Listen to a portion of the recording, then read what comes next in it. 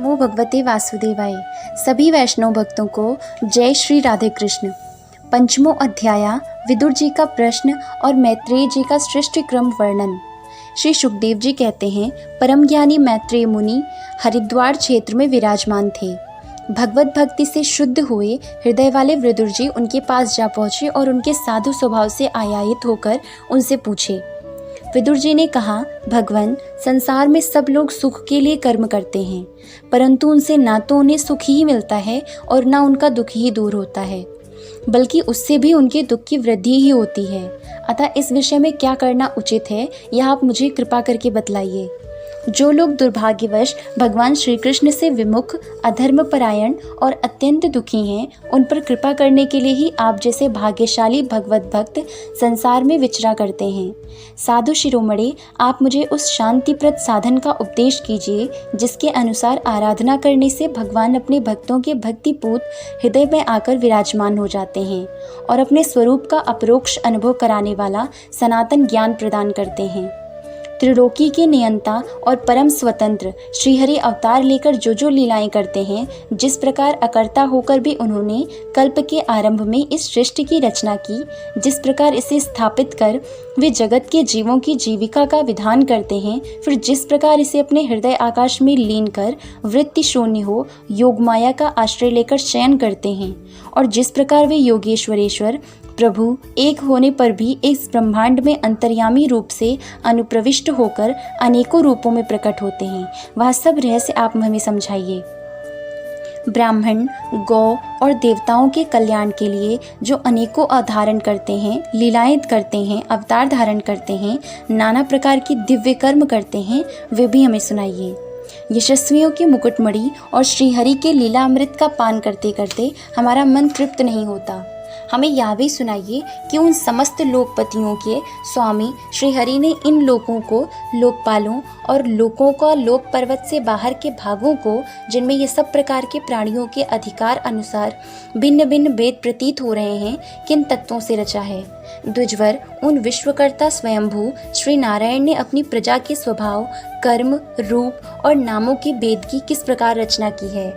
भगवान, मैंने श्री व्यास जी के मुख से ऊंच नीच वर्णों के धर्म तो कई बार सुने हैं, किंतु अब श्री कृष्ण कथा अमृत के प्रवाह को छोड़कर अन्य स्वल्प सुखदायक धर्मों से मेरा चित्त ऊब गया है। उन तीर्थपाद श्री हरि के गुणानुवाद से तृप्त हो भी कौन सकता है। उनका तो नारद आदि महात्मागण भी आप जैसे साधुओं के समाज में कीर्तन करते हैं, तथा जब ये मनुष्यों के कर्ण रंध्रों में प्रवेश करते हैं, तब उनकी संसार चक्र में डालने वाली घर गृहस्थी की आसक्ति को काट डालते हैं। भगवान, आपके सखा मुनिवर कृष्ण द्वैपायन ने भी भगवान के गुणों का वर्णन करने की इच्छा से ही महाभारत रचा है।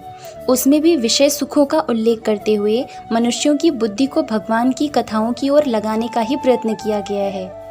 यह भगवत कथा की रुचि श्रद्धालु पुरुष के हृदय में जब बढ़ने लगती है, तब अन्य विषयों से उसे विरक्त कर देती है।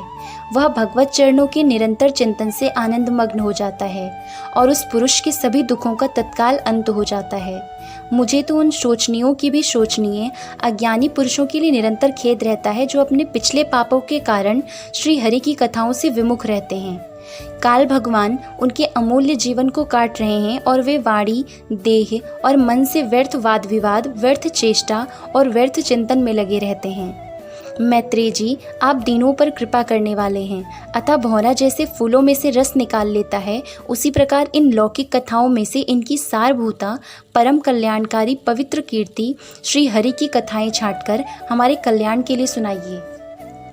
उन सर्वेश्वर ने संसार की उत्पत्ति, स्थिति और संहार करने के लिए अपनी माया शक्ति को स्वीकार कर रामकृष्ण आदि अवतारों के द्वारा जो अनेकों अलौकिक लीलाएं की हैं, वे सब मुझे सुनाइए। श्री सुखदेव जी कहते हैं, जब विदुर जी ने जीवों के कल्याण के लिए इस प्रकार प्रश्न किया, तब तो मुनि श्रेष्ठ भगवान मैत्रेय जी ने उनकी बहुत बड़ाई करते हुए कहा। श्री मैत्रेय जी ने कहा, साधु स्वभाव विदुर जी, आपने सब जीवों पर अत्यंत अनुग्रह करके यह बड़ी अच्छी बात पूछी है। आपका चित्त तो सर्वदा श्री भगवान में ही लगा रहता है, तथापि इससे संसार में भी आपका बहुत सुयश फैलेगा। आप श्री व्यास जी के औरस पुत्र हैं, इसलिए आपके लिए यह कोई बड़ी बात नहीं है कि आप अनन्य भाव से सर्वेश्वर श्री हरि के ही आश्रित हो गए हैं। आप प्रजा को दंड देने वाले भगवान यम ही हैं। मांडव्य ऋषि का शाप होने के कारण ही आपने श्री व्यास जी के वीर्य से उनके भाई विचित्र वीर्य की भोग पत्नी दासी के गर्भ से जन्म लिया है।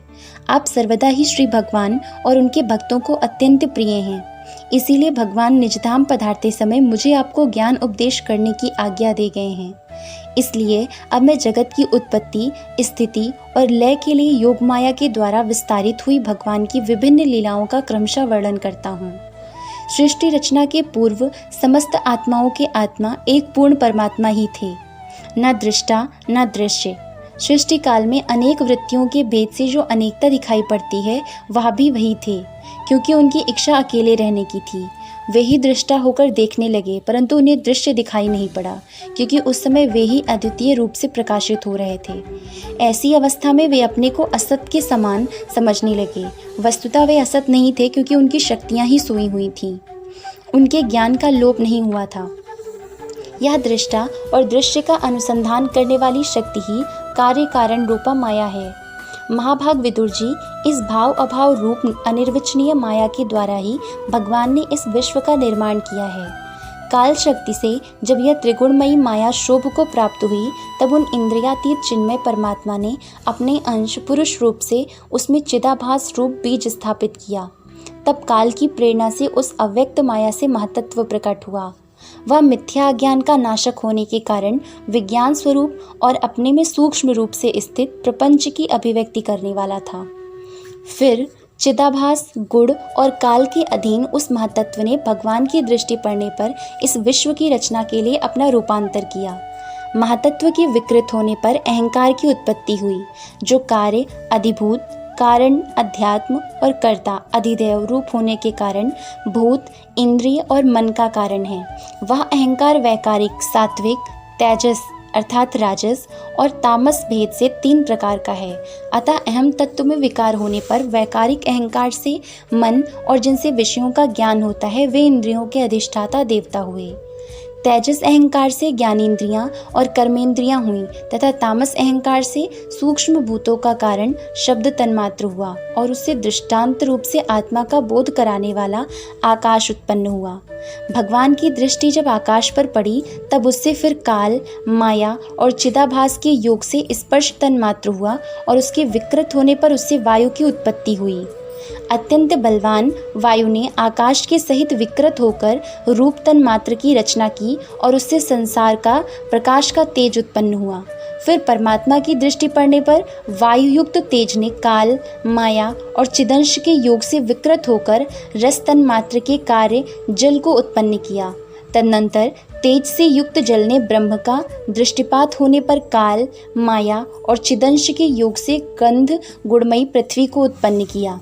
विदुर जी, इन आकाश आदि भूतों में से जो भूत पीछे पीछे उत्पन्न हुए हैं उनमें क्रमशः अपने पूर्व भूतों के गुण भी अनुगत समझने चाहिए। ये महत्वतादि अभिमानी विकार, विक्षेप और चेतनावंश विशिष्ट देवगण श्री भगवान के ही अंश हैं, किंतु पृथक पृथक रहने के कारण जब वे विश्व रचना रूप अपने कार्य में सफल नहीं हुए तब हाथ जोड़कर भगवान से कहने लगे। देवताओं ने कहा, देव, हम आपके चरण कमलों की वंदना करते हैं। ये अपनी शरण में आए हुए जीवों का ताप दूर करने के लिए छत्र के समान हैं तथा इनका आश्रय लेने से यतिजन अनंत संसार दुख को सुगमता से ही दूर फेंक देते हैं। जगतकर्ता जगदीश्वर इस संसार में तापत्रय से व्याकुल रहने के कारण जीवों को जरा भी शांति नहीं मिलती। इसलिए भगवान, हम आपके चरणों की ज्ञानमयी छाया का आश्रय लेते हैं। मुनिजन एकांत स्थान में रहकर आपके मुख कमल का आश्रय लेने वाले वेद मंत्र रूप पक्षियों के द्वारा जिनका अनुसंधान करते रहते हैं तथा जो संपूर्ण पाप नाशनी नदियों में श्रेष्ठ श्री गंगा जी के उद्गम स्थान हैं, आपके उन परम पावन पाद पद्मों का हम आश्रय लेते हैं। हम आपके चरण कमलों की उस चौकी का आश्रय ग्रहण करते हैं जिसे भक्तजन श्रद्धा और श्रवण कीर्तन आदि भक्ति से परिमार्जित अंतःकरण में धारण करके वैराग्य पुष्ट ज्ञान के द्वारा परम धीर हो जाते हैं। ईश, आप संसार की उत्पत्ति, स्थिति और संहार के लिए ही अवतार लेते हैं। अतः हम सब आपके उन चरण कमलों की शरण लेते हैं जो अपना स्मरण करने वाले भक्तजनों को अभय कर देते हैं। जिन पुरुषों का देह, गेह तथा उनसे संबंध रखने वाले अन्य तुच्छ पदार्थों में अहमता, ममता का दृढ़ दुराग्रह है, उनके शरीर में आपके अंतर्यामी रूप से रहने पर भी जो अत्यंत दूर हैं, उन्हीं आपके चरणरविंद को हम भजते हैं। परम यशस्वी परमेश्वर इंद्रियों के विषाभिमुख रहने के कारण जिनका मन सर्वदा बाहर ही भटका करता है, वे पामर लोग आपके विलासपूर्ण पाद विन्यास की शोभा के विशेषज्ञ भक्तजनों का दर्शन नहीं कर पाते। इसी से वे आपके चरणों से दूर रहते हैं।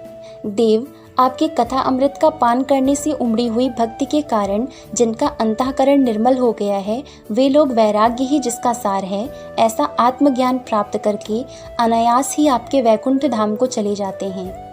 दूसरे धीर पुरुष चित्त निरोध रूप समाधि के बल से आपकी बलवती माया को जीतकर आप में ही लीन तो हो जाते हैं, पर उन्हें श्रम बहुत होता है, किंतु आपकी सेवा के मार्ग में कुछ भी कष्ट नहीं है।